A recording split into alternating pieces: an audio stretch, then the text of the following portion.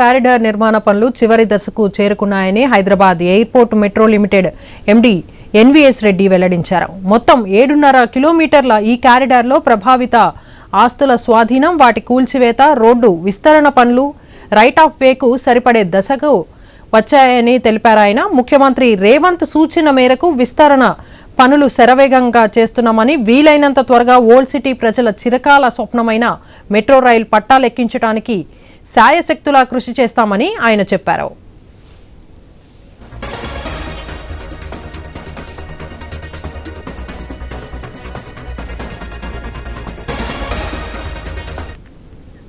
ఇప్పటికే దాదాపు 550 పైగా ఆస్తుల కూల్చివేత పూర్తయ్యాయని, మిగతా ఆస్తులను కూడా విస్తరణకు అనువుగా కూల్చివేసే పనులు జరుగుతున్నట్లు మెట్రో ఎండీ తెలిపారు.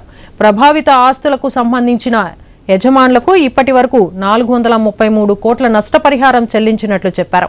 మెట్రో స్తంభాలు, స్టేషన్ల నిర్మాణానికి సంబంధించిన సన్నాహాల పనులు ముమ్మరంగా జరుగుతున్నట్లు వెల్లడించారు ఆయన.